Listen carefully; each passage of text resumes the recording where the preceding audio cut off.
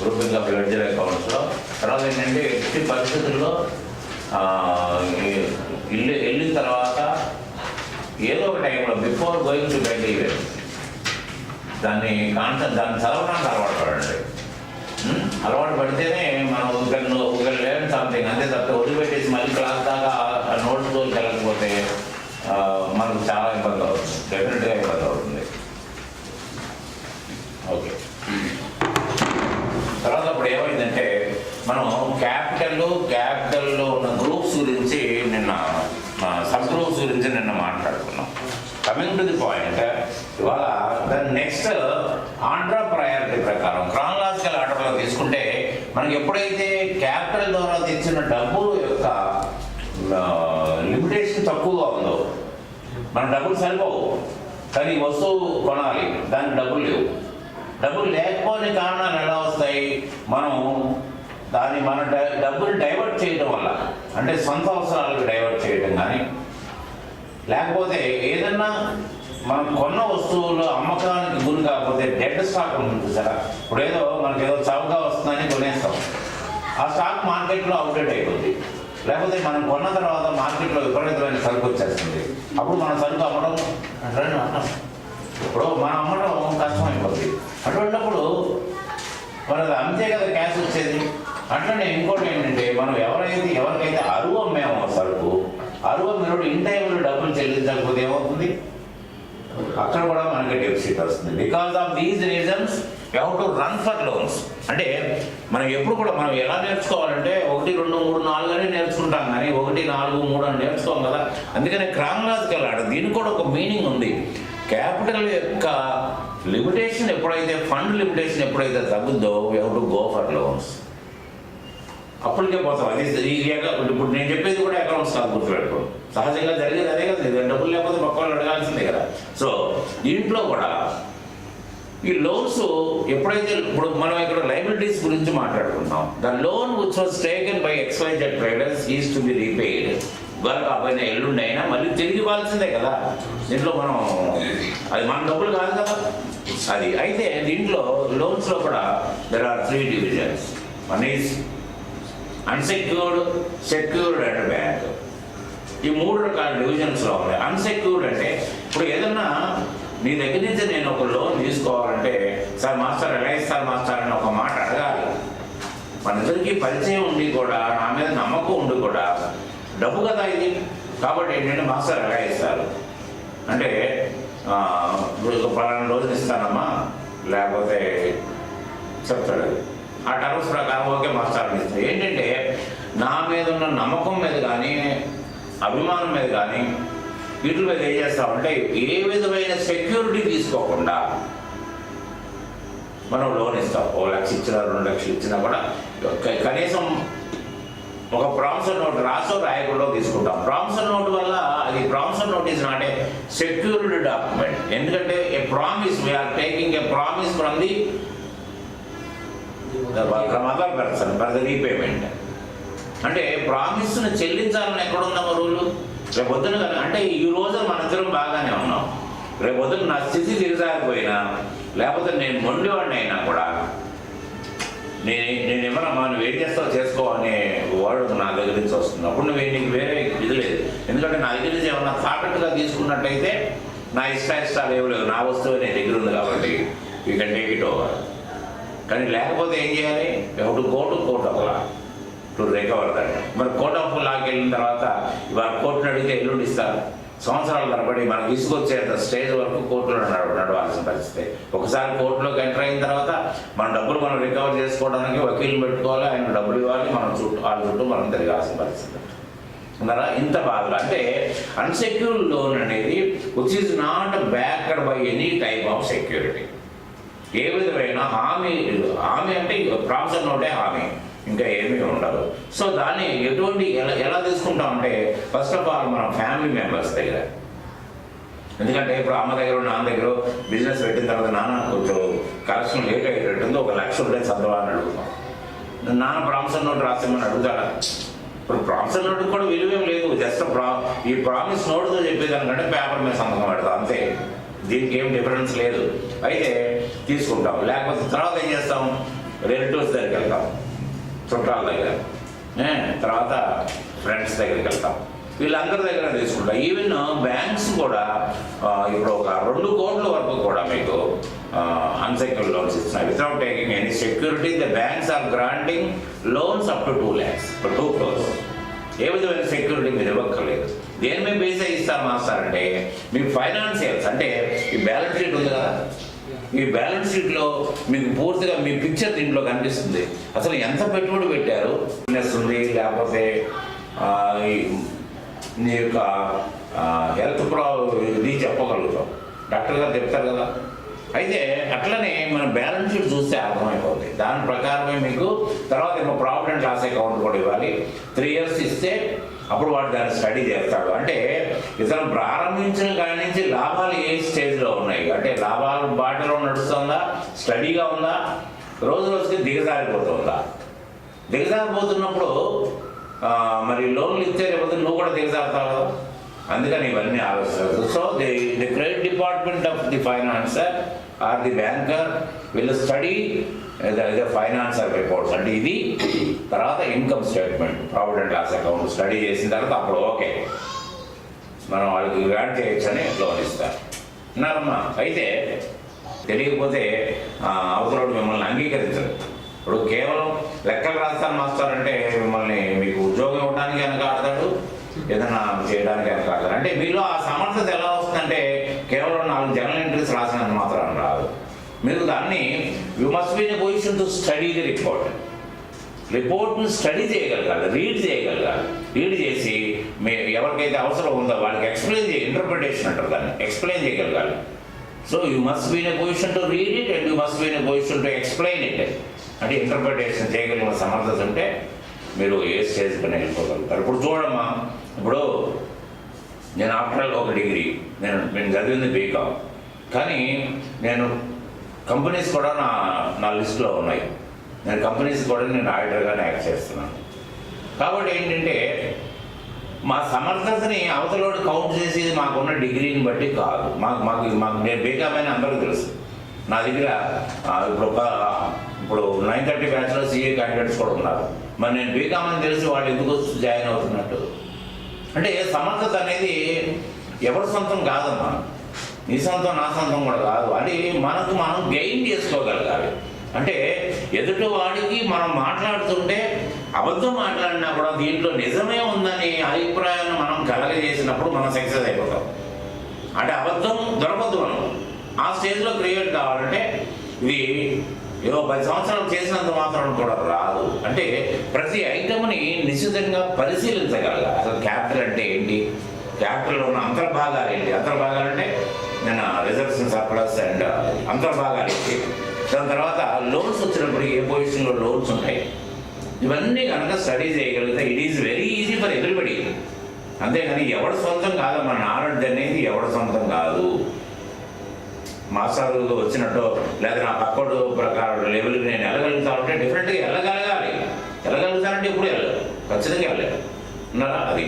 So loans లయబిలిటీలో ఏముంటాయమ్మా, unsecured లోన్స్లో a loan without furnishing any type of security, ఏ విధమైన తాకట్టు కానీ హామీ కానీ ఇవ్వని లోనే అన్సెక్యూర్డ్ లోన్ అంటారు. Unsecured loans from friends and relatives, loans from partners, loans from relatives, అంటే లోన్స్ ఫ్రమ్ ఫైనాన్షియల్ ఆర్గనైజేషన్స్. అంటే బయట ప్రైవేట్ ఫైనాన్స్ కంపెనీస్ ఉంటాయి, ఈవెన్ బ్యాంకులు కూడా ఉంటాయి. ఈవెన్ ICICI బ్యాంక్ ఇస్తారు, అందరూ ఇస్తారు. So basing on the reports, ఈ రిపోర్ట్స్ పకడ్బందీగా మనం చేయగలగాలి. ఒకటి గుర్తుపెట్టుకోండమ్మా, ఇప్పుడు మనం టాలీ నేర్చుకోవడానికి ముందు కూర్చున్నాం. ఈ టాలీ ఇప్పుడు జనరల్ ఎంట్రీ పాస్ చేస్తే సిస్టమ్ విల్ ప్రిపేర్ ఎవ్రీథింగ్. ఇదంతా అదే ప్రిపేర్ చేస్తున్నాను, నేను ప్రిపేర్ చేయను, నువ్వు ప్రిపేర్ చేయి. కానీ ప్రిపేర్ చేసింది ఎలా ప్రిపేర్ చేసింది, it prepared these reports as per the directions given by you. Because you are the boss కదా. కానీ రేపొద్దున అవతల వాడిని ఒప్పించాలంటే నీ అభిప్రాయమే సరిపోదు. అవతల వాడిని కూడా మనం ముందు ప్రత్యక్షం చేసుకోగలగాలి. చేసుకుంటే వాడు ఏ దిశలో ప్రయాణం చేస్తాడు అనేది మనం చేసుకోగలిగితే కొట్టేస్తాం. ఇంకోటి గుర్తుపెట్టుకోమ్మా, ఇప్పుడు కొంతమంది దబాయిస్తారు. నీకు వాడు వాళ్ళ కాక నమస్కారం పెట్టి నీకు దండం పెడతాను నేను అంటాడు. దానివల్ల ఉపయోగం లేదు. కానీ ఎటువంటి ఓటుకైనా సరే నాకు అవతల వాడికి నాలెడ్జ్ ఉంది, వీటితో ఎక్కువ తక్కువ పెట్టుకుంటే మనం ఓడిపోతాం అనే స్టేజ్ని కల్పించగలిగిన రోజున అవతలవాడు ఆగిపోతాడు. ఇప్పుడు కోర్టుకి మాకు ఉన్న డిఫరెన్స్ ఏంటంటే, కోర్టుకి వెళ్ళినప్పుడు వాడు నల్లకోట వేసుకెళ్తాడు, మేము నల్లకోట వేసుకెళ్ళాం. ఇలాగే ఇన్కమ్ ట్యాక్స్ డిపార్ట్మెంట్కి వెళ్తాం.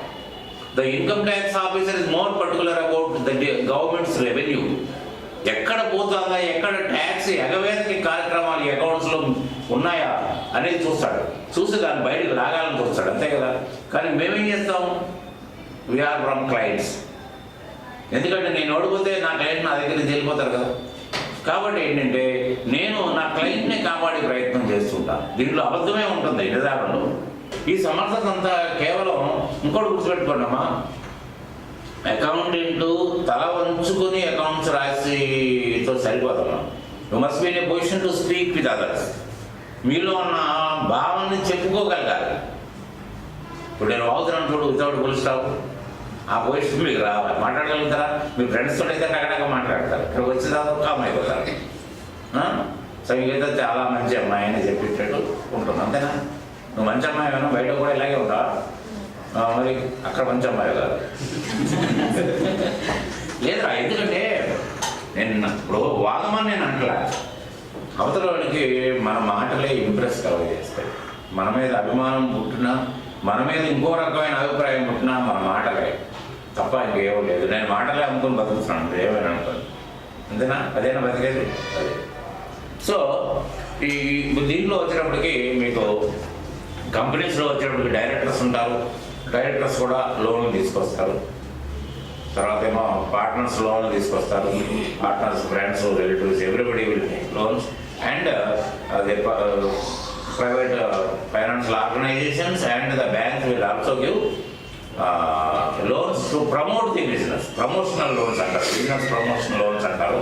అవన్నీ కూడా దాంట్లో ఏమున్నాయి చూడండి, ఎగ్జాంపుల్స్ ఏమున్నాయి చెప్పండి ఒకసారి. అన్సెక్యూర్డ్ లోన్స్ ఎగ్జాంపుల్స్ ఏంటి? టర్మ్ లోన్స్ అంటే టర్మ్ అంటే డ్యూరేషన్ అండి. టర్మ్ అంటే డ్యూరేషన్ పీరియడ్. అంటే మీకు ఈఎంఐ సిస్టమ్ ఉంటుందండి. ఇప్పుడు మామూలుగా బజాజ్ లోన్ తీసుకున్నా, ఏదైనా లోన్ తీసుకుంటే కూడా మీకు 12 months, 24 months, 18 months ఉంటాయి కదా. అంటే టర్మ్ మీన్స్ డ్యూరేషన్. అంటే within the duration it must be repaid with interest కలిపేసేసి డివైడెడ్ బై 12. అంటే ఎవ్రీ మంత్ ఈక్వల్గానే అమౌంట్ కట్టాలి. ఈఎంఐ అంటే అర్థం ఏంటి? ఈఎంఐ అంటే ఎవ్రీ మంత్ కాదు, ఈక్వేటెడ్ మంత్లీ ఇన్స్టాల్మెంట్. ఈక్వేటెడ్ అంటే సమానంగా ఉంటాయి మీకు ఎప్పుడు కూడా. అంటే దాంట్లో ఇంట్రెస్ట్ పార్ట్ ఉంటుంది, లోన్ రీపేమెంట్ పార్ట్ ఉంటుంది. మీకు వదిన క్యాల్లోకి వెళ్ళినప్పుడు ఆ ప్రాబ్లం ఉంటుంది, ఈఎంఐ స్టేట్మెంట్ ఉంటుంది బ్యాంకులో. అంటే ఎప్పుడు కూడా మనం కట్టి చెక్ ఒకటే, 1,25,000 అంటే 1,25,000 ఉంటుంది, కడదాకా అంతే ఉంటుంది. ఎవ్రీ మంత్ అదే చెక్ ఉంటుంది. కానీ దాంట్లో ప్రిన్సిపల్ పార్ట్, ఇంట్రెస్ట్ పార్ట్ ఉంటుంది. మొదటి నెలలోనేమో ఎక్కువ ఇంట్రెస్ట్ ఉంటుంది, ఎందుకంటే ఆ మొత్తం మీద ఇంట్రెస్ట్ క్యాలిక్యులేట్ అవుతుంది కదా. కట్టుకుంటూ పోయే కొద్ది చెల్లించాల్సిన మొత్తం తగ్గుద్ది. కాబట్టి ఇది కూడా అప్పుడు ఏమవుతుందంటే అది పెరుగుద్ది, తగ్గుద్ది ఇంట్రెస్ట్ పార్ట్ కదా. అది మీకు ఆ టేబుల్ ద్వారా అర్థమైపోతుంది. So equated monthly instalments, term loans అంటే అవి అంటే ఒక డ్యూరేషన్ లోబడి ఉండే లోన్స్ టర్మ్ లోన్స్. తర్వాత business loans taken from the financial. Okay okay. Loan from our friends and relatives. Okay. Mobilization advance. What is the thing mobilization advance? Mobilization advance ఎక్కడ ఉంటుందంటే ఇది కాంట్రాక్ట్స్ లో ఉంటుందమ్మా. అంటే mobilisation to a loan to mobile the things, అంటే to move the things. అంటే ఎలా అంటే మీకు కాంట్రాక్ట్ వచ్చిందమ్మా, ఇది 2 కోట్లకి బిల్డింగ్ కన్స్ట్రక్షన్ కాంట్రాక్ట్ వచ్చిందన్న. అంటే నేను కాంట్రాక్ట్ తీసుకోగానే హెవీ ఎక్స్పెండిచర్ నాకు ఉంటుంది. ఎందుకంటే ఈ భూమి చదువు చేసుకోవాలి. తర్వాత ఏంటంటే లేబర్ నేను మహబూబ్ నగరో లేకపోతే ఆంధ్ర వాళ్ళు అయితే శ్రీకాకుళమో లేకపోతే ఇక్కడ బీహార్ నుంచో ఎక్కడి నుంచో నేను లేబర్ని స్కిల్డ్ అండ్ అన్స్కిల్డ్ లేబర్ని తెలుసుకోవాల్సి వస్తుంది. తెలుసుకోవాల్సి వచ్చినప్పుడు నేను అక్కడికి పోవాలి, వాళ్ళతో మాట్లాడాలి. తర్వాత మాట్లాడేంత మాత్రం రారు వాళ్ళు, ఎంతో కొంత సొమ్ము అక్కడ ఇస్తేనే వస్తారు. ఎందుకంటే వాళ్ళ ఇంట్లో డబ్బులు ఇచ్చి వస్తారు, వీళ్ళు ఇక్కడ పనికి వచ్చేస్తారు కదా. మరి వాళ్ళ ఇల్లు ఎలా గడుస్తుంది? అంటే కొంత అమౌంట్ అక్కడ ఇస్తే వాడు మన దగ్గరికి వస్తాడు, మన దగ్గర పని చేస్తాడు. పని చేసిన తర్వాత మనం ప్రతి నెల ఈ కాంట్రాక్ట్లో ప్రతి వారం బిల్లు ఇస్తారు. వారం లెక్క అక్కడ ఏ వీక్ ఆ వీక్ బట్టవాడు అంటారు దానికి లెక్క ఇస్తారు. అప్పుడు వాడికి ఇచ్చిన అడ్వాన్స్ని తగ్గించుకుంటారు. అది కాంట్రాక్టర్ చేసే పని. తర్వాత ఏంటంటే మనకి ఎప్పుడు సపోజ్ పీడబ్ల్యూడీఓ, ఆర్ఎండ్బీనో, ఎలక్ట్రిసిటీ బోర్డు, ఎల్వేనో కాంట్రాక్ట్ తీసుకున్నాం అనుకో, వాడు ఏం చేస్తారంటే మీకు ఈ ఖర్చులన్నీ ఉంటాయి కాబట్టి హెవీ ఎక్స్పెండిచర్ ఉంటుంది కాబట్టి ఒక 10% మీకు టోటల్ వాల్యూ మీద మీకు లోన్ గ్రాంట్ చేస్తాడు. దానికి ఏ విధమైన సెక్యూరిటీ అడగడు. ఇదే సెక్యూరిటీ, మీరు వర్క్ ఒప్పుకున్నారు కదా అదే సెక్యూరిటీ, వాడికి నో సెక్యూరిటీ. అయితే వాడు తీసుకుని మీరు వర్క్ బిల్లు ఎప్పటి నుంచి అయితే పెడుతున్నారో అప్పటి నుంచి మళ్ళీ 5 ఇన్స్టాల్మెంట్స్లో తగ్గించుకుంటూ పోతాడు ఇంట్రెస్ట్తో పాటే. ఇంట్రెస్ట్ అంటే రీజనబుల్గా ఉంటుంది, బ్యాంక్ ఇంట్రెస్టే ఉంటుంది. దాన్ని mobilisation advance mean to move the things. అంటే ఏంటంటే ఇప్పుడు ఇంకోటి ఏంటంటే కొన్ని చోట్లకి లారీలు పోవు, వర్షాకాలం వస్తే అంతే సంగతులు. అందుకని ఏంటంటే ఒక 4 లారీలు సిమెంటు, ఒక 2 లారీలు ఐరను, బ్రిక్స్ ఇవన్నీ పెట్టుకోవాలి కదా. మన వర్క్ స్టార్ట్ చేయాలంటే ఇవన్నీ పెట్టుకోవాలి కదా. అంటే ఇవన్నీ కూడా హెవీ ఎక్స్పెండిచర్ ఉంటుంది వాడికి. కాబట్టి ముందు వాడే లోన్ గ్రాంట్ చేస్తాడు. చాలామంది తెలివైన కాంట్రాక్టర్లు ఏం చేస్తారంటే ముందు ఈ కాంట్రాక్ట్ రాగానే వాడు ఎమ్మడి తిరిగి మొబిలైజేషన్ అడ్వాన్స్. ఇప్పుడు ఈ మొబిలైజేషన్ అడ్వాన్స్ ఎప్పుడు రికవర్ చేస్తారు? బిల్లు స్టార్ట్ అయిన తర్వాత రికవర్ చేస్తారు. బిల్లు ఎప్పుడు స్టార్ట్ అవుతుంది? వర్క్ స్టార్ట్ అయింది. వర్క్ ఎప్పుడు స్టార్ట్ అవుతుంది ఏమో చెప్పలేము. ఇంకోటి కూడా ఏం చేస్తారంటే మీకు మార్చి తర్వాత మళ్ళీ కొత్త ఫైనాన్షియల్ ఇయర్ స్టార్ట్ అవుతుంది కదా, మళ్ళీ జూన్ వరకు బడ్జెట్ శాంక్షన్ అవుతుంది. కానీ బడ్జెట్ రావాలి డిపార్ట్మెంట్కి, అప్పుడు కానీ మీరు బిల్లులు స్టార్ట్ చేయరు. వాటి గమ్మత్ ఏంటంటే గవర్నమెంట్ డిపార్ట్మెంట్లో డబ్బులు ఉన్నప్పుడే మమ్మల్ని బిల్ పెట్టమంటాడు. మీరు వర్క్ అయిపోయింది, బిల్డింగ్ అయిపోయింది, ఇంకేం పర్లేదు దీంట్లో, కానీ మిమ్మల్ని బిల్ పెట్టినవాడు. డబ్బులు లేవు కదా అక్కడ. మీరు బిల్ పెట్టి వాడి డెటార్ కింద చూడడానికి లేదు. నో డెటార్స్ బిల్లు అప్పుడు పెట్టాలి, అప్పుడే డబ్బులు ఇస్తాడు. దానికి కూడా వీళ్ళు తెలివిగా ఏం చేస్తారు అంటే ఏప్రిల్లో మార్చిలో కథమైన వర్క్కి జూన్ వరకు దిక్కుండదు. మరి జూన్ వరకు ఏం చేయాలి? వీడికి ఇవ్వాల్సిన డబ్బులు ఇవ్వాలిగా, ఊరుకోవడం కదా ఎవడు. ఇవన్నీ జరుగుతున్న తొందరలు గవర్నమెంట్కి తెలుసు, అందరికీ తెలుసు. So mobilisation advance will be granted by contracting.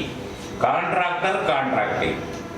ఇప్పుడు నేను డిపార్ట్మెంట్, నేను కాంట్రాక్ట్ని, నువ్వు వర్క్ చేయడానికి ఒప్పుకుంటే కాంట్రాక్టర్ ఉంటారు. మళ్ళీ సబ్ కాంట్రాక్టర్ కూడా ఉంటారు. సబ్ కాంట్రాక్టర్ ఏంటంటే ఇప్పుడు సపోజ్ ఇప్పుడు దీంట్లో ఏమున్నాయమ్మా, ఫ్యాబ్రికేషన్ వర్క్ ఉంది, కార్పెంటరీ వర్క్ ఉంది, ఎలక్ట్రిఫికేషన్ వర్క్ ఉంది. నేను చాలా పెద్ద కాంప్లెక్స్ అనుకోయేది, ఇవన్నీ నేను ఎందుకులే చేయటం, ఇదంతా తలకాయ నాకు అనుకుని వాడు ఏం చేస్తానంటే ఒక కార్పెంటర్ మాట్లాడి, ఇదిగో ఈ మొత్తం ఈ బిల్డింగ్ అంతా నువ్వే కార్పెంటరీ వర్క్ చేయాలి, ఇదిగో ఈ రేట్ ఇది వాడు చేసేస్తాడు. వాడు సబ్ కాంట్రాక్టర్, వర్క్ నాదే కానీ వాడితో చేయించుకుంటాను. లేకపోతే ఏం చేస్తానంటే ఒక డివిజన్ ఇది, ఒక 2 ఫ్లోర్లు నువ్వు చేయి. కానీ ఇదంతా మెయిన్ కాంట్రాక్టర్ యొక్క బాధ్యత. ఏదైనా తప్పు చేశారనుకో main contractor will be in soup, not the subcontractor. Subcontractor పిక్చర్లో ఉండడు. సో అది ఆ సబ్ కాంట్రాక్టర్ ఇచ్చిన. ఓకే, తర్వాత ఇంకేమున్నాయి? Credit cards. ఓకే, అది దానికి కూడా సెక్యూరిటీ ఉండదు కదా? ఉంటుందా? ఉండదు. అదే తర్వాత స్టూడెంట్ లోన్స్, ఎడ్యుకేషన్ లోన్స్. కానీ దానికి సెక్యూరిటీ ఉండదంటారు, కానీ సెక్యూరిటీ ఉంటుంది. ఎవడైతే లోన్ కోసం ఇప్పుడు తాతగారు తండ్రి ఎవరికైనా అప్లై చేస్తారు కదా, వాళ్ళకి కాగితాలు తీసుకుంటారు. బయటకు మాత్రం ఫార్మాలిటీస్లో మాత్రం అన్సెక్యూర్డ్ లోన్, అది ఏముండదు. క్రెడిట్ లోన్ వచ్చేసి గవర్నమెంట్ ఎంప్లాయీస్ కి అయితే అట్లా ఉంటుంది కదా సార్, అంటే వాళ్ళ ఇస్తారు అని అట్లా ఉంటుంది. ఎవరికైనా ఇస్తారు క్రెడిట్, అంటే స్టూడెంట్ కూడా ఇస్తారు. ఎందుకు? అంటే రికవరీ ఎట్లా పే చేయాలి అని ఉంటుంది. రికవరీ ఇప్పుడు మా రవి ఉన్నాడు కదా, మా రవి దగ్గర కూర్చోండి, వెన్ కార్డులు చూపిస్తాడు. నవ్వుతాడు కార్డు ఇవ్వడానికి బ్యాంక్ కూడా వెనక ఆడతాడు, కానీ వాళ్ళు చెప్తున్నారు నిజంరా. నాకు ఇప్పుడు ఇన్ని సంవత్సరాలు బ్యాంక్ కార్డు వాడు గ్రాంట్ చేసి కార్డు ఇచ్చాడు, ఈ బ్యాంక్ కూడా ఇచ్చేది, ఇంకో కార్డు కూడా ఇచ్చాడు, కానీ కార్డు ఇంతవరకు ఓపెన్ చేయలేదు ఇంకా. ఆఫ్కోర్స్ మనకైతే పద్ధతి అయితే అదే. తర్వాత ఇంకేమున్నాయి? రివాల్వింగ్ లోన్స్ విత్ లిమిటేషన్స్ అంటే ఇది కూడా ఎందుకంటే మనకి ఏదైనా ఫెసిలిటీస్ లిమిటేషన్లో 10 లక్షల కూడా ఫెసిలిటీస్ ఇచ్చారనుకో, వితౌట్ విదిన్ దట్ లిమిట్ ఆ 10 లక్షల రూపాయలు మనం వాడుకోవచ్చు, వాడుకున్న దాని మీద వడ్డీలు పడుతూ ఉంటాయి. ఎప్పుడు అంటే రొటేట్ అవుతూ ఉంటుంది అన్నమాట. అది అంటే 10 లక్షలు అనేది లిమిటేషన్. 10 లక్షల లోపు డబ్బులు వాడుకుంటాం, మళ్ళీ కడుతూ ఉంటాం, రివాల్వ్ అవుతూ ఉంటుంది, సర్కిల్లో ఉంటుంది. అది ఆ 10 లక్షలు దాటడానికి వీలు ఉండదు, అట్లా ఉంటుంది. Okay. So unsecured loans are those loans which are not backed by any type of security. ఏ విధమైన సెక్యూరిటీ దాంట్లో మనం ఆఫర్ చేయక్కర్లేదు, అది మాత్రం గుర్తుపెట్టుకోండి. అంటే మన బిజినెస్లో ఏదైతే చూపించామో స్టాక్స్, రావాల్సిన రిసీవబుల్స్ ఇవన్నీ చూపించాం కదా, అవే సెక్యూరిటీస్ తప్ప వేరే సెక్యూరిటీస్ కాదు. ఆ సెక్యూరిటీస్ కూడా నిజమై ఉండొచ్చు, కాకపోయి ఉండొచ్చు. స్టాక్స్లో నిజం ఉండకపోవచ్చుగా, మన స్టాక్ దగ్గర మన ఇష్టం వచ్చినట్టు కథలు చేస్తుండొచ్చు. సో ఇవన్నీ నిజాలు అయి ఉండకపోవచ్చు. తర్వాత secured loans. Next secured loans are backed by some type of security. అంటే మీకు ఎలా ఉంటుందంటే, సెక్యూరిటీ అంటే అర్థం ఏంటంటే, ఏదన్నా ఒక లోన్ తీసుకున్నప్పుడు, ఒక లోన్ అవైల్ చేసుకున్నప్పుడు మీది కానీ లేకపోతే మీ తరపున కానీ ఎవరిదైనా సరే ఒక ఆస్తిని కుదవబెట్టాల్సిన పరిస్థితి ఉంటుంది. దాన్ని కొలేటరల్ సెక్యూరిటీ అంటారు. కొలేటరల్ అంటే ఎడిషనల్ సెక్యూరిటీ. అంటే దానికి కూడా మీ బిజినెస్ రిపోర్ట్స్ ఇవ్వాలమ్మా, ఫైనాన్షియల్స్ ఇవ్వాలి. ఫైనాన్షియల్స్లో ఏముంటాయి, మీకు బ్యాలెన్స్ షీట్ ఉంటుంది, ఇన్కమ్ స్టేట్మెంట్ ఉంటుంది.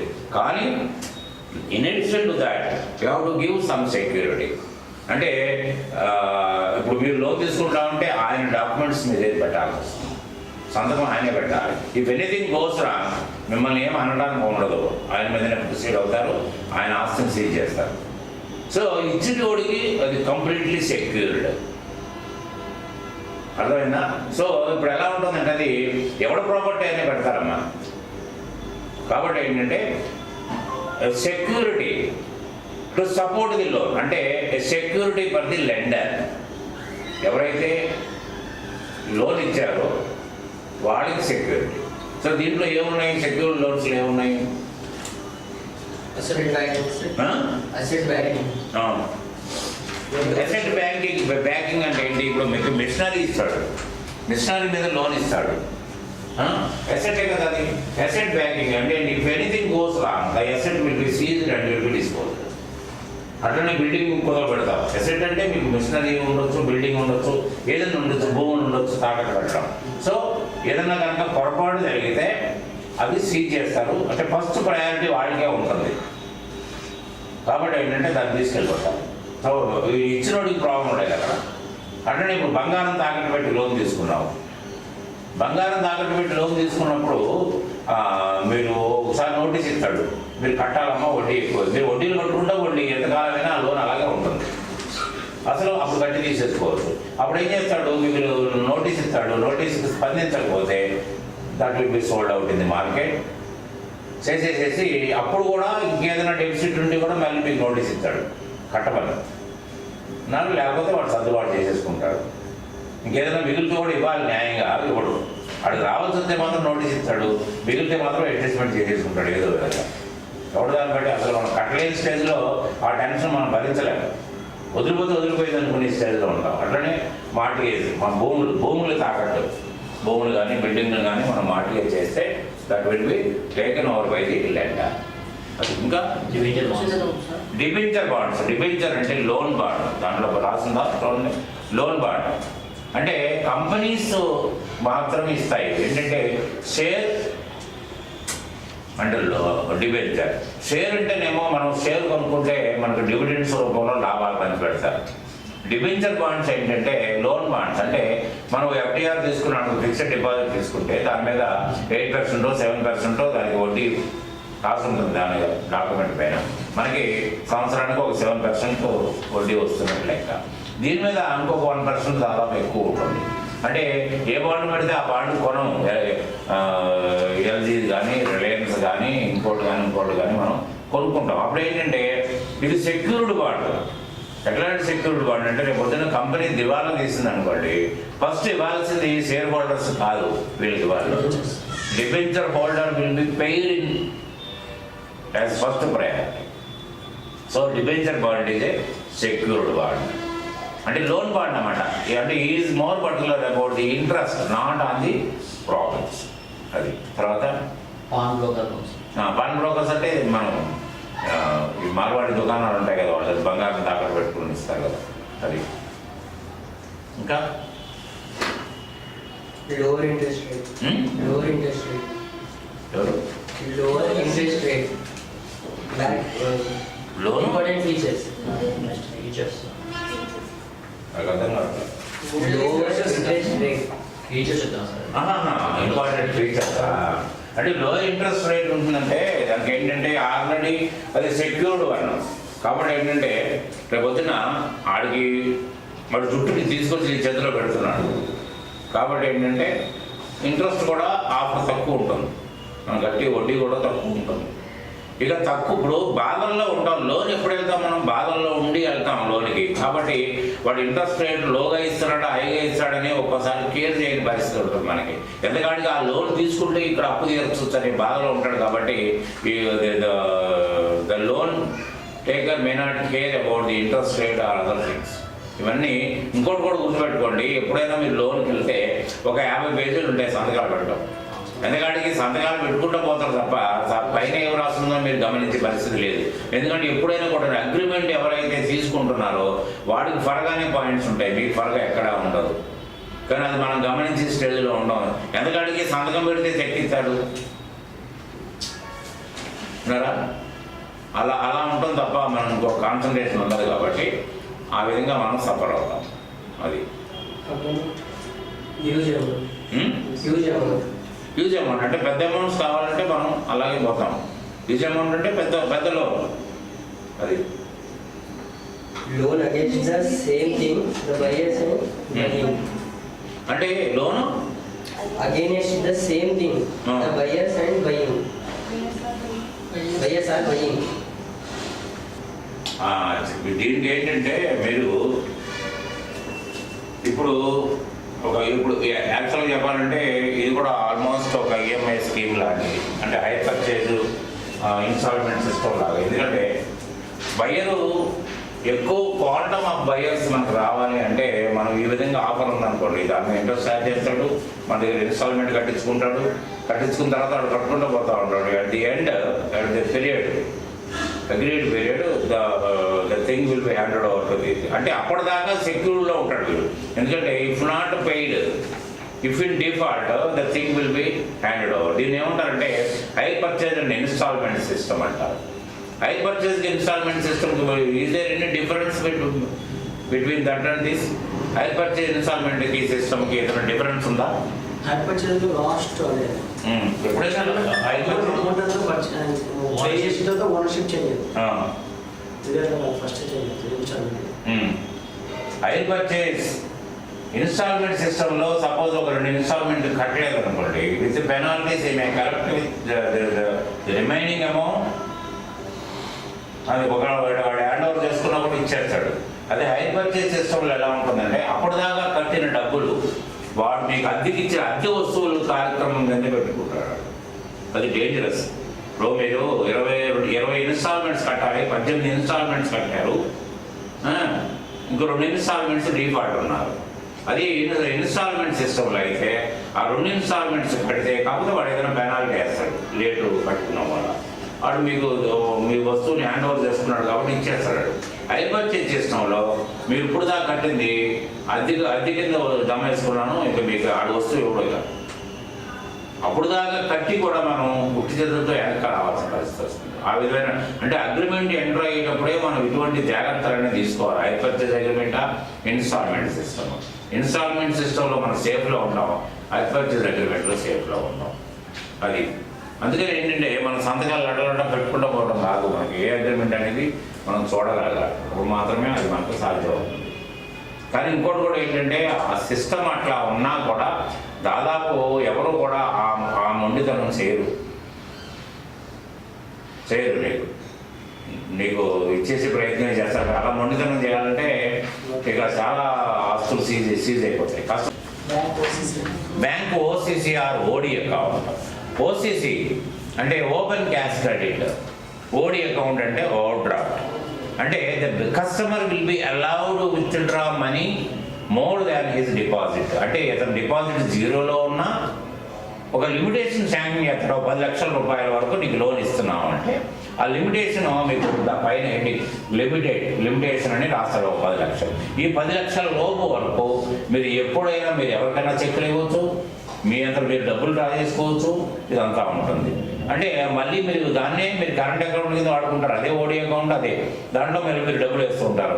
ఇవాళ 10 లక్షలు వాడుకున్నారు, తర్వాత 15 రోజుల తర్వాత 2 లక్షలు వేసారు దాంట్లో. అంటే ఈ 15 రోజులు ఈ 10 లక్షల మీద వడ్డీ పడుతుంది, 15 రోజుల తర్వాత 8 లక్షల మీద వడ్డీ. అంటే ద అమౌంట్ చూసి కన్జ్యూమ్డ్ బై యూ, అంతే తప్ప మొత్తానికి కంటిన్యూస్గా లోను పడదు. దాని ఓడి అంటే ఓవర్ డ్రాఫ్ట్. దీనికి కూడా కొలిటరల్ సెక్యూరిటీస్ అడుగుతారు, additional security will be there. First unsecured లోన్కి మాత్రమే ఏ విధమైన సెక్యూరిటీ ఆఫర్ చేయగలదు. సెక్యూర్డ్ లోన్స్కి బ్యాంక్ లోన్స్కి ఖచ్చితంగా కొలిటరల్ సెక్యూరిటీస్ అడిగి తీసుకుంటున్నారా. అది తర్వాత ఏంటిది దేనికైనా ఉంటాయి. అంటే సెక్యూరిటీ ఇస్తాడు కదా. ఇప్పుడు నేను కూడా ఓడి తీసుకుంటాను, అది నాకేమైనా ఎఫ్డిఆర్ ఉంది, ఆ ఎఫ్డిఆర్ ఇచ్చేస్తా వాడికి, లోన్ ఇస్తాడు దాని మీద 90% లోన్ ఇస్తాడు. అదేం లేదు, చెప్తాను.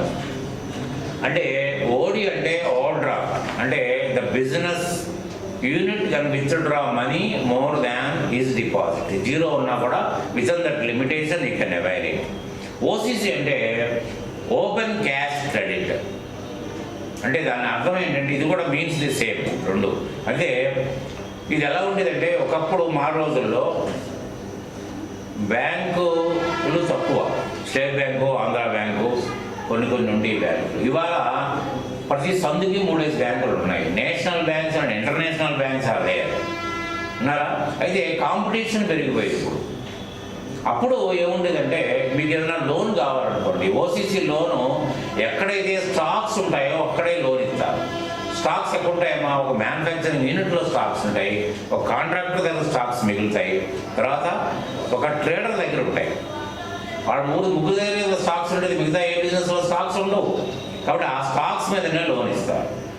అయితే ఇది ఏమవుతుందంటే అంతకుముందు మీకు లోన్లు ఎక్కువగా దీని మీదనే వచ్చాయి. అంటే మీకు లోన్ కావాలనుకోండి, మీరు గోడౌన్లో లేదా సెపరేట్ గోడౌన్ కానీ గోడౌన్లో కాస్త భాగం కానీ బ్యాంకర్కి ఇవ్వాలి. ఈ స్టాక్స్ అన్ని దేని మీద అయితే లోన్ కావాలో ఆ స్టాక్స్ అన్ని దాంట్లో పెట్టాలి. పెడితే బ్యాంకర్ వచ్చి వెరిఫై చేసుకుని ఇన్వాయిస్ చూసుకుని దాని మీద 70% లోన్ ఇస్తాడు. 1 lakh స్టాక్స్ పెడితే 70,000 రూపాయలు మీకు లోన్ ఇస్తాడు. మళ్ళీ రేపొద్దున మళ్ళీ మీరు స్టాక్స్ అమ్ముకోవాలంటే వాడు తాళం వేసుకు వెళ్ళిపోతాడు. మనకు లాకర్ ఉంటేనేమో 2 కీస్ ఉంటాయి, ఒక కీ వాడి దగ్గర, ఒక కీ మన దగ్గర. ఇద్దరు ఓపెన్ చేస్తే కానీ అది ఓపెన్ కాదు. ఇది అట్లా కాదు, బ్యాంకర్ దగ్గరే కీ ఉంటుంది, మీ దగ్గర ఉండదు. కాబట్టి ఏంటంటే రేపొద్దున మళ్ళీ మనకు స్టాక్స్ కావాలన్నా, మళ్ళీ కొత్తగా స్టాక్స్ పెట్టి లోన్ తీసుకోవాలన్నా banker has to come, has to open the godown, has to release the stocks. ఇంత సతంగా ఉండేది. అప్పుడు ఏంటంటే మండల హెడ్ క్వార్టర్స్లో మాత్రమే బ్యాంకులు ఉండి, విలేజెస్లో బ్యాంకులు ఉండి ప్రశ్న లేదు. మండల హెడ్ క్వార్టర్కి పోవాలి, డబ్బులు కట్టాలి. కడితే వాడు బ్యాంక్ అవర్స్ అయిన తర్వాత వస్తాడు. అప్పుడు 2:30 వరకే బ్యాంకింగ్ ఉండేది. సాటర్డే అయితే 12 o'clock వరకే బ్యాంక్ ఉండేది. వాడు అక్కడి నుంచి ఏ కార్డును మోటార్ సైకిల్ మీద తీసుకురావాలి, వాడితో ఓపెన్ చేయించుకోవాలి, మనకు కావాల్సిన స్టాక్స్ బయటకు తీసుకోవాలి. అప్పుడు తాళం వేసిపోతాడు. అంటే ఇంత సతంగా ఉండేది. మధ్యలో ఏదైనా ఇప్పుడు సండే వచ్చి దాని తర్వాత మళ్ళీ ఏదైనా పండగ వచ్చింది అనుకోండి, అంటే సండే మనం షాప్లో సరుకులు అమ్మలేము, మండే కూడా అమ్మలేము.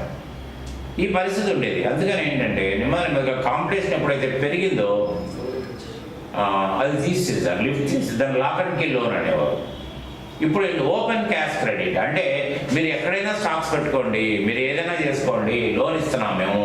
You need not give details to sanction the loan. కానీ ఎవ్రీ మంత్ మీ దగ్గర ఏం స్టాక్స్ ఉన్నాయో మాకు చెప్పాలి లిస్టు. అది ఏ స్టాక్స్ అయినా కావచ్చు, మా దగ్గర ఆ లిస్టు చెప్తే మీరు 70% అబోవ్ కనుక ఉంటే, మీకు ఎక్కువ తక్కువ ఉంటే మీరు లోన్ కట్టాలి, లేకపోతే అక్కర్లేదు. ఓసీసీ అంటే ఓపెన్ క్యాష్ క్రెడిట్. మీరు ఎక్కడైనా స్టాక్స్ పెట్టుకోండి, ఏదైనా చేసుకోండి, మాకు ఇంటిమేట్ చేయక్కర్లేదు, మీరు లోన్ అవైల్ చేసుకోండి. అంటే ఓడీకి ఎలా ఉంటుందో దీనికి కూడా అలాగే ఉంటుంది. సో ఆ విధంగా మనకి ఓడీ అండ్ ఓసీసీ అకౌంట్ మనకి మెయింటైన్ అవుతుంది. తర్వాత కరెంట్ లైబిలిటీస్ అంటే rotatable obligations within an year. ఒక సంవత్సరం లోపు మనకి డ్యూరింగ్ ది అకౌంటింగ్ పీరియడ్ అంటే 1 ఏప్రిల్ నుంచి 31 మార్చ్ లోపు కనుక ఏదైనా ఆబ్లిగేషన్స్ ఏముంటాయి? మా ఆబ్లిగేషన్స్ ఈ నెలలో పనిచేసినోడికి శాలరీ ఇవ్వాలి, నెక్స్ట్ మంత్ ఇస్తాం. ఫిబ్రవరి శాలరీ మార్చిలో ఇస్తాం, మార్చ్ శాలరీ ఏప్రిల్ ఇస్తాం. ఏప్రిల్ ఎప్పుడు? నెక్స్ట్ ఇయర్, అంతే కదా. 31 మార్చ్కి అయిపోద్ది. అట్లనే మనకి అప్పుడు నేను ఆడిటర్ని ఉన్నాను, నా ఫీజు ఇప్పుడు ఇవ్వచ్చు, లేకపోతే తర్వాత 2-3 నెలల తర్వాత ఇవ్వచ్చు. అట్లనే సప్లయర్ ఉంటాడు, సప్లయర్ కూడా 15 రోజులు 20 రోజుల్లో టైం పెట్టో 4 రోజులు టైం పెట్టి ఇస్తారు. ఈ నెలలో సప్లై చేశాడు, కొన్ని డబ్బులు ఇచ్చాము, మిగతా డబ్బులు ఇవ్వాలి. అంటే ఇవన్నీ రొటేటబుల్ ఆబ్లిగేషన్స్. అంటే విత్ ఇన్ ఇయర్ అంటే 12 months లోపు తిరుగుతూ ఉంటాయి.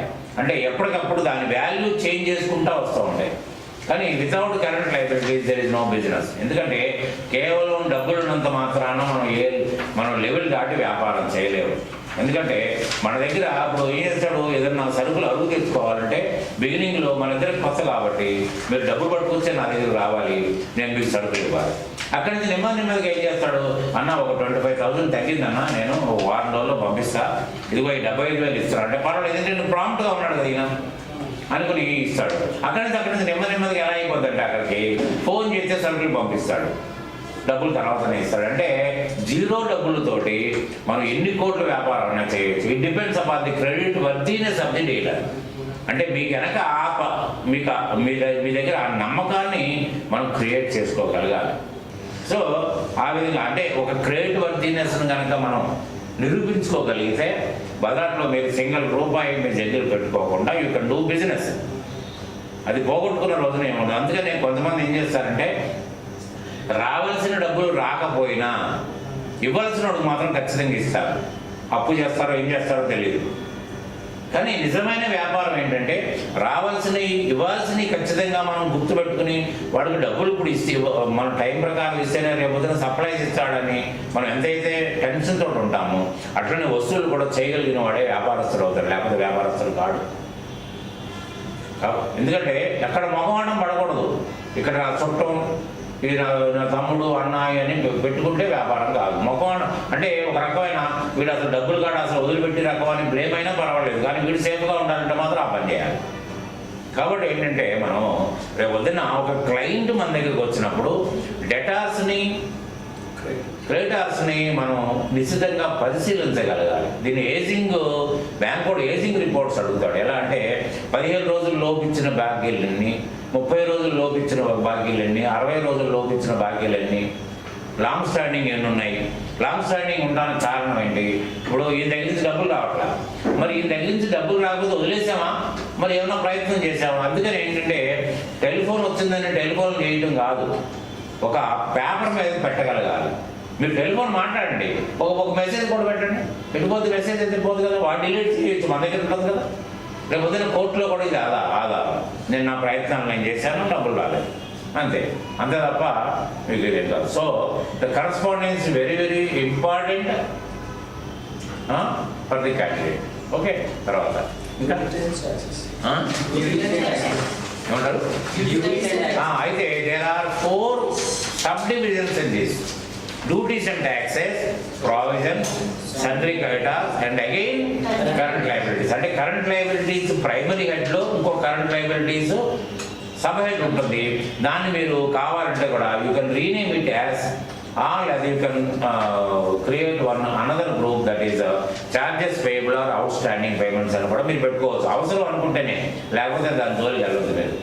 అన్నారా? దట్ ఈస్ మీకు సిస్టంలో ఆప్షన్ ఉంటుంది, మీరు ఏదైనా పేరు మార్చుకోవచ్చు, లేదా కొత్తగా మీరు క్రియేట్ చేసుకోవచ్చు. Option will be given to you to the candidate. అయితే డ్యూటీస్ అండ్ ట్యాక్సెస్, దీంట్లో డ్యూటీస్ అండ్ ట్యాక్సెస్ ఏంటంటే గవర్నమెంటు అటు జిఎస్టీ విషయంలో కానీ ఇటు ఇన్కమ్ ట్యాక్స్ విషయంలో కానీ ఒక బాధ్యతను పెడతాయి. ఎట్లాంటి బాధ్యత అంటే ఇప్పుడు జిఎస్టీ విషయంలో you are selling goods to him, మీ డబ్బులు 100 రూపాయలు, ట్యాక్స్ 18 రూపాయలు. మీ డ్యూటీ ఏంటంటే 18 రూపాయలతో పాటు మీ డబ్బులు వసూలు చేసుకోవాలి. అంటే 100 రూపాయలు కాకుండా 118 రూపాయలు మీరు వసూలు చేసుకోవాలి.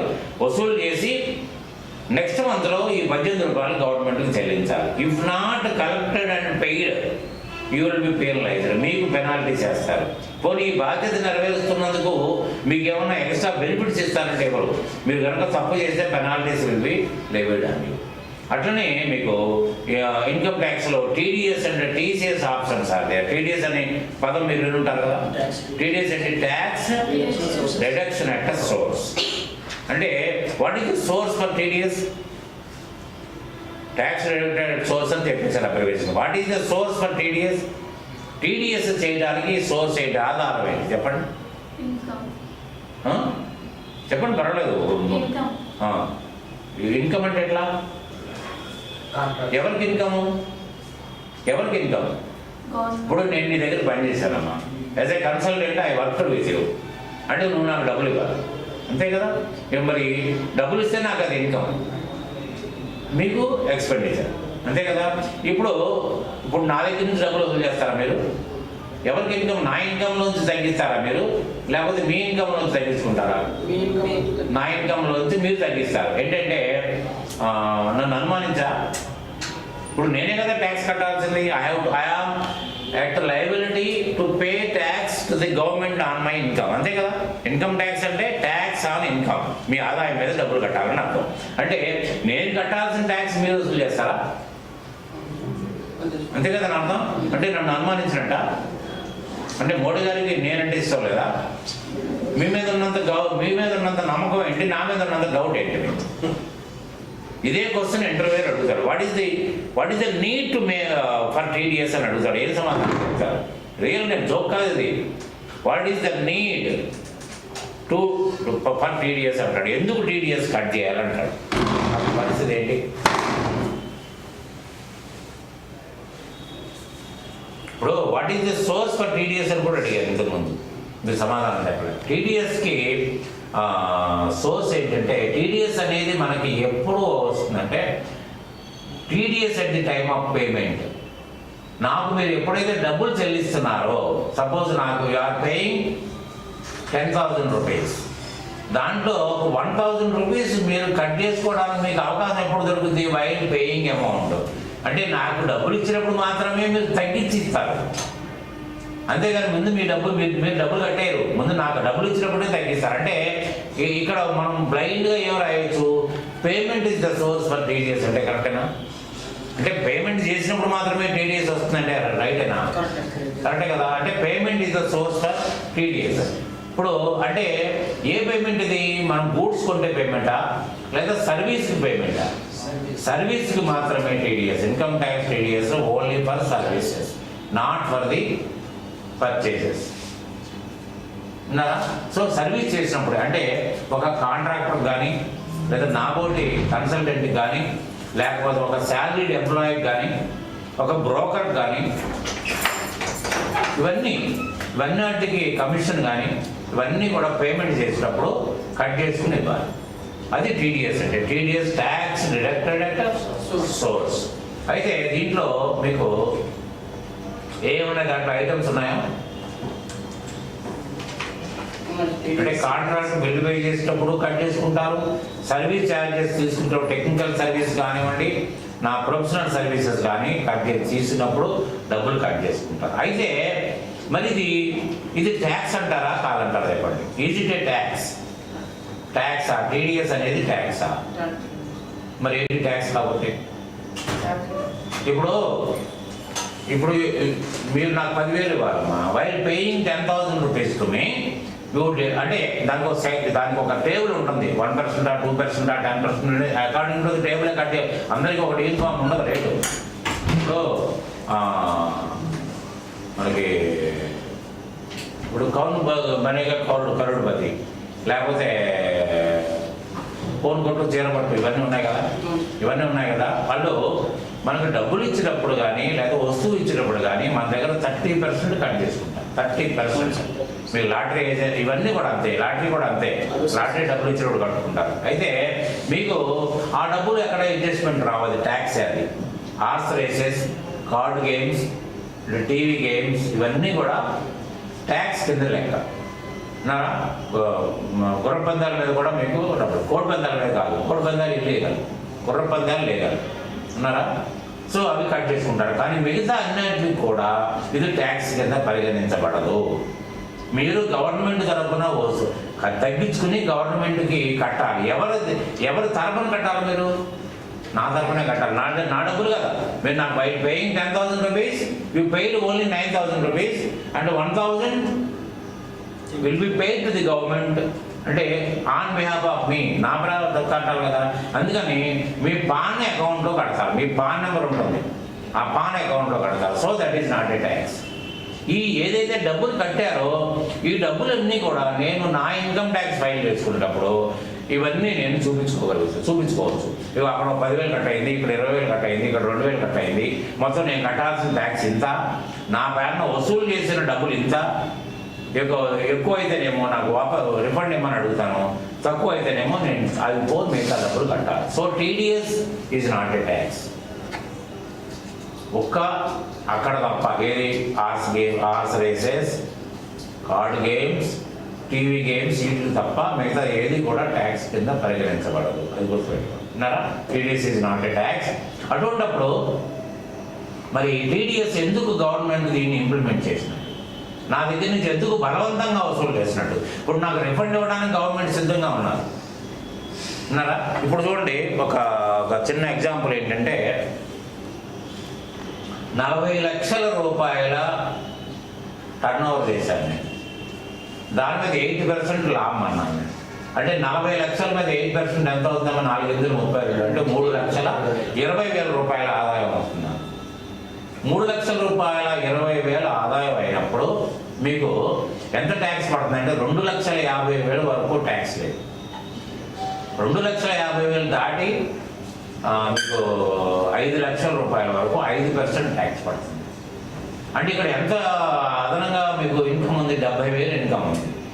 70,000 మీద 7,5 35 3,500 రూపాయల ట్యాక్స్ మీరు కట్టాలి.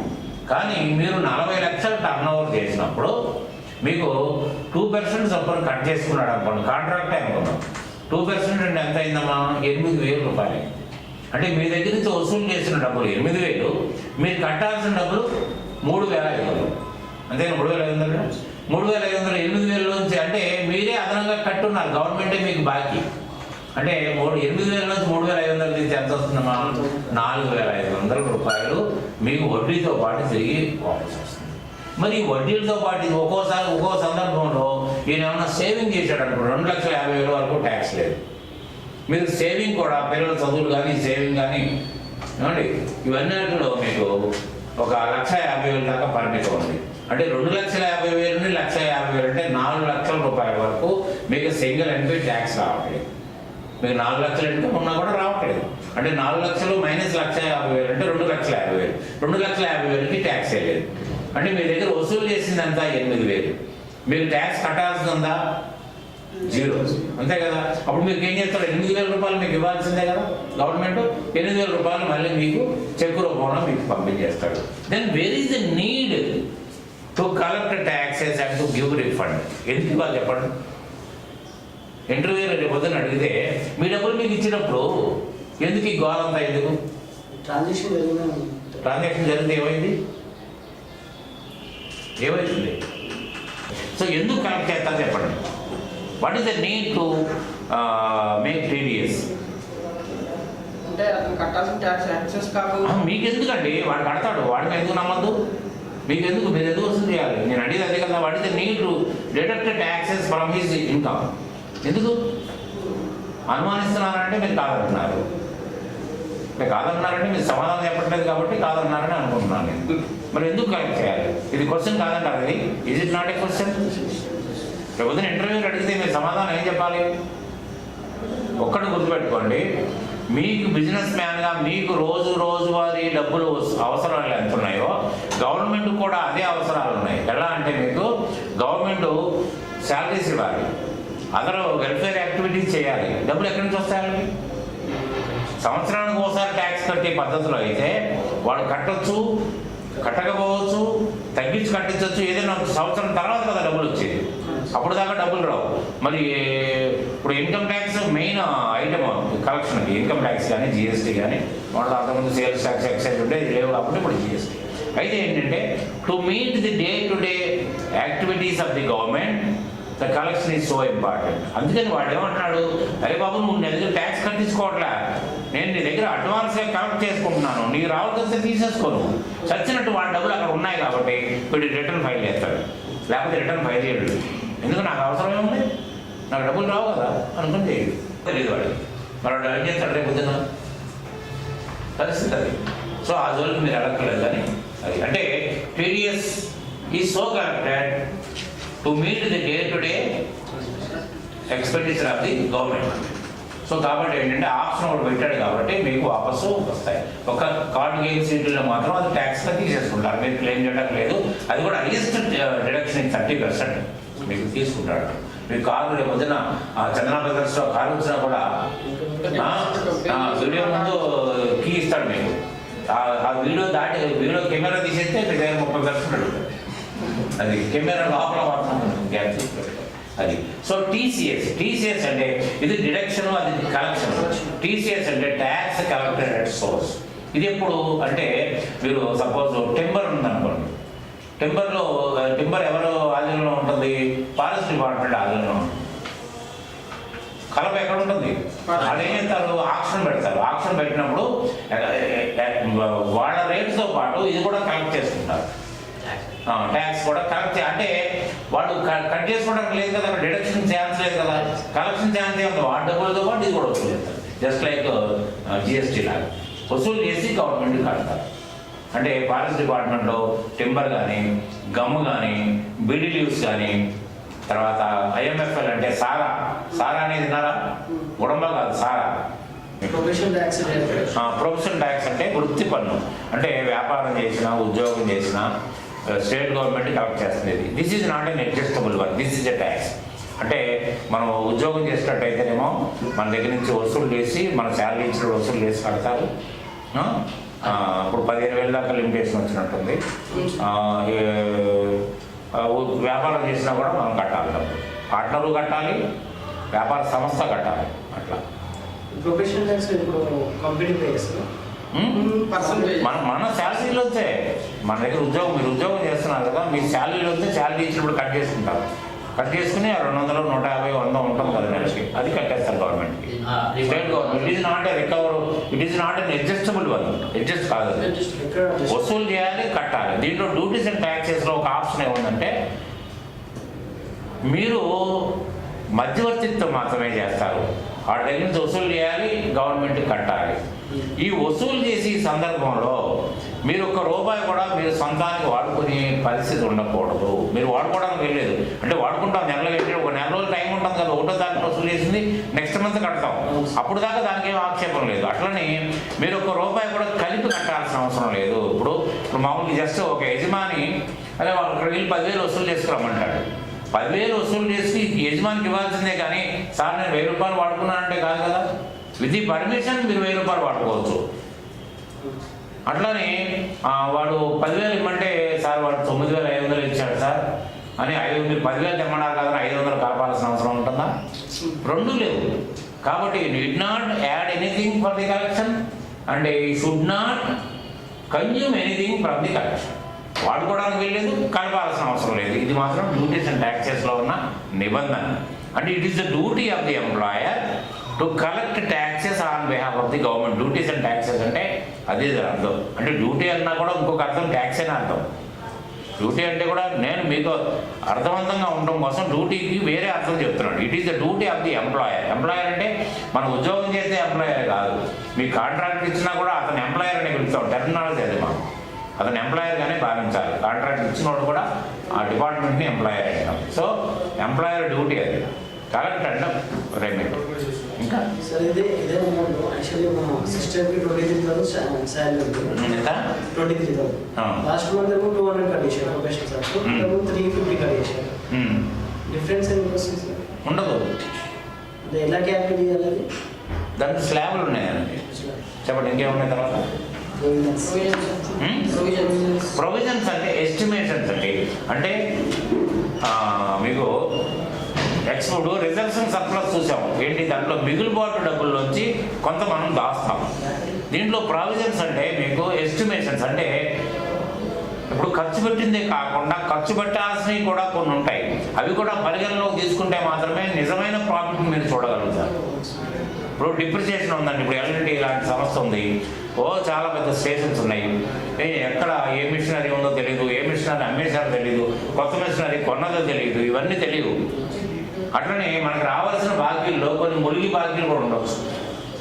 మనకు అది తెలియదు. ఇప్పుడు 10 మందిలో 4 ఇర్రెగ్యులర్గా పేమెంట్ చేస్తూ ఉంటారు, సతాయిస్తూ ఉంటారు. ఎప్పుడు కూడా మన మాట ఎప్పుడు అంటే మార్కెట్లో కూడా ఏంటంటే వాళ్ళు దివాలా తీసినట్టున్నారు అంటారు మార్కెట్లో. వాళ్ళ డౌటు, ఆ డౌట్ కూడా ఇప్పుడే మనం ఎక్స్ప్రెస్ చేసి ఎక్స్పెండిచర్గా మనం బుక్ చేసుకోగలిగితే నిజంగా ములిగింది అనుకోండి, ఆల్రెడీ బుక్ చేసేసింది కాబట్టి దిగులేదు. నిజంగా ఉన్న పెట్టుకుంటే రేపొద్దున వాడు ములిగితే ఉన్న రిజల్ట్ మారిపోతుంది.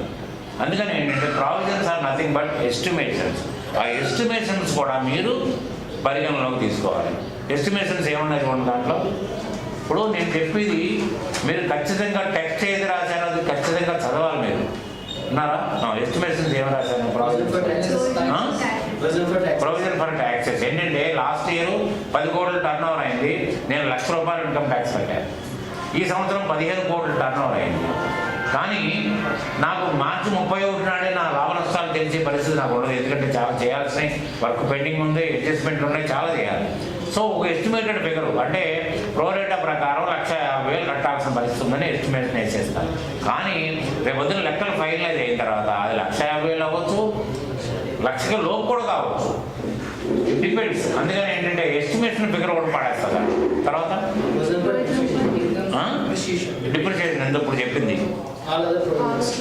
ఇంక ఏ విధమైన ఎస్టిమేషన్స్ ఉన్నా కూడా బిజినెస్లో రిజర్వ్ ఫర్ డౌట్ఫుల్ డెట్స్ అంటే మనకి మొండి పద్దులు, రాని పద్దులు కాదు, మొండి పద్దులు. ఈ మొండి పద్దులు కూడా పరిగణలోకి తీసుకున్నట్టయితే రేపొద్దున మనం కరెక్ట్ రిజల్ట్ మనం ప్రాఫిట్ అండ్ లాస్ అకౌంట్ చూడగలుగుతాం.